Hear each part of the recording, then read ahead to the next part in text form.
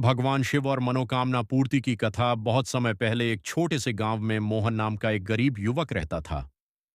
वह मेहनती और ईमानदार था, लेकिन उसकी जिंदगी में एक के बाद एक परेशानियां आती रहती थीं।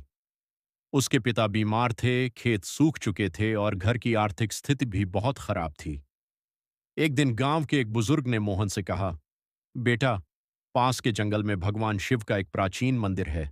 वहां सच्चे मन से प्रार्थना करने वालों की मनोकामना अवश्य पूरी होती है। मोहन के मन में आशा की एक किरण जगी। अगले ही दिन वह सुबह सुबह उस मंदिर पहुंचा। मंदिर बहुत शांत था।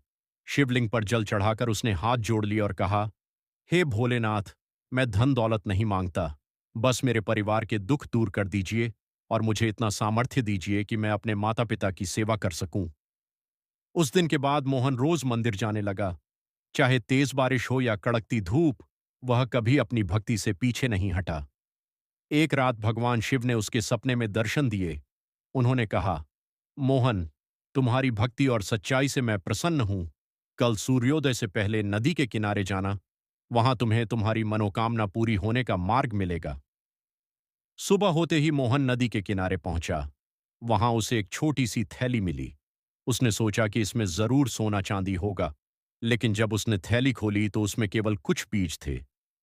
मोहन थोड़ा निराश हुआ, लेकिन उसे भगवान शिव के वचनों पर विश्वास था। उसने उन बीजों को अपने खेत में बो दिया। कुछ महीनों बाद चमत्कार हुआ। उन बीजों से ऐसी फसल उगी जैसी पूरे गांव ने पहले कभी नहीं देखी थी।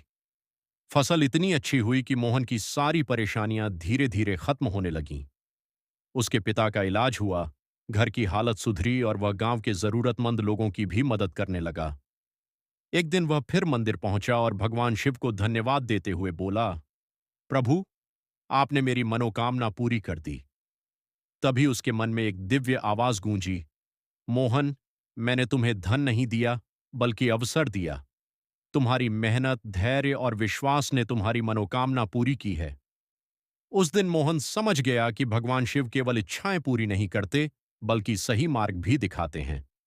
जो व्यक्ति सच्चे मन, श्रद्धा और कर्म के साथ प्रार्थना करता है, उसकी मनोकामना अवश्य पूरी होती है। कथा का संदेश: भगवान शिव पर सच्ची श्रद्धा रखें, लेकिन साथ ही मेहनत और धैर्य भी बनाए रखें।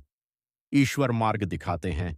मंजिल तक पहुंचने के लिए कदम हमें स्वयं बढ़ाने पड़ते हैं। हर हर महादेव।